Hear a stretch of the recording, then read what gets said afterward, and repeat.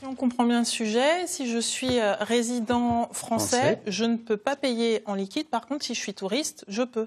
Oui, c'est parce que vous êtes finalement hors français, hein, donc vous êtes européen ou autre continent, vous n'êtes pas sujet. Vous n'êtes pas sujetti à cette règle du décret du 741 du 24 juin 2015, applicable au 1er septembre 2016.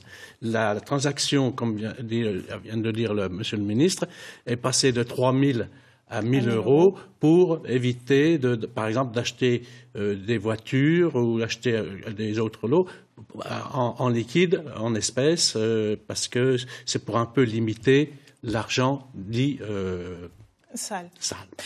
Mais si je suis touriste, je peux payer donc plus de 1 000 euros en liquide, oui. Mais j'ai aussi une limite. Il y a aussi une limite, elle reste toujours fixée à 3 000, puisque cet amendement d'application de décret reste ancien sur les 3 000 euros. C'est simplement une nouvelle modification interne franco-française. Voilà, donc pour les touristes, OK, mais pas pour les résidents français. On va faire le point, si vous voulez bien, sur les différents moyens de paiement. Oui. On ne le sait pas forcément, mais lorsque l'on a des billets abîmés, ils ne sont pas perdus.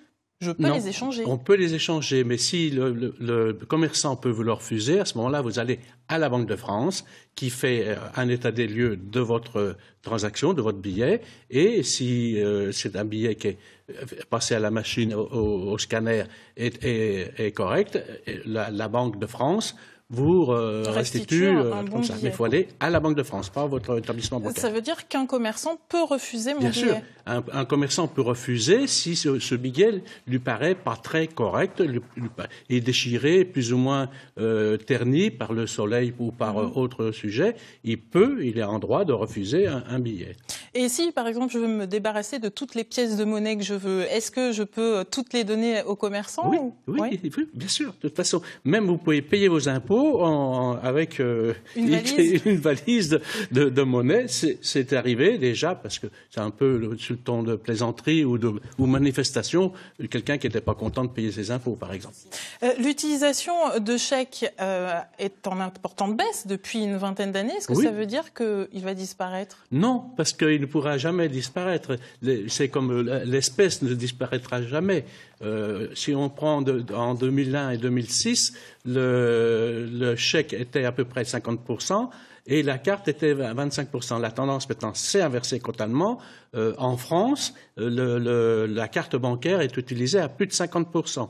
Donc, mais le chèque restera toujours, puisque le chèque est très ancien, il a plus de 200 ans, hein, et l'espèce est encore beaucoup plus ancien. Une précision sur le chèque, si vous le voulez bien. Je fais un chèque aujourd'hui, 5 octobre, mais je ne veux pas qu'il soit encaissé tout de suite, je le mets au 8. Non. Est-ce que c'est interdit? C'est interdit, c'est illégal. Disons que c'est souvent un arrangement commercial, mais juridiquement, c'est interdit de post-dater ou un chèque. Hein. Si je fais un chèque aujourd'hui le 5, c'est le 5, c'est pas le 8.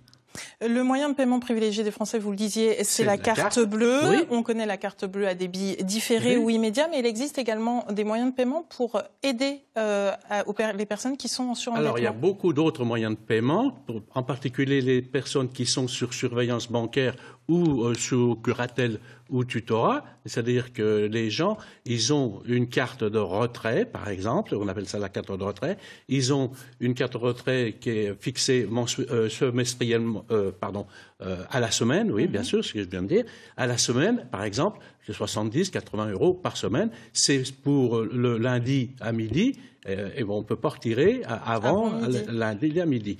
Alors ça, c'est pour les gens qui sont encadrés, surveillés, pour les gens qui ont été en cellule de surendettement à la Banque de France. Et quoi qu'il en soit, si jamais une personne est dans ce cas-là, est-ce qu'elle peut venir vous voir pour avoir des renseignements, pour savoir... Elle peut toujours venir nous voir dans les différentes associations de défense des usagers consommateurs comme je représente, pour essayer de voir déjà comment on peut articuler son nouveau mode de paiement et demander après à la Banque de France et au juge de surseoir à exécution pour dire cette personne-là maintenant elle rentre dans les clous et le juge réétudie le dossier et la personne retrouve ses titres de paiement.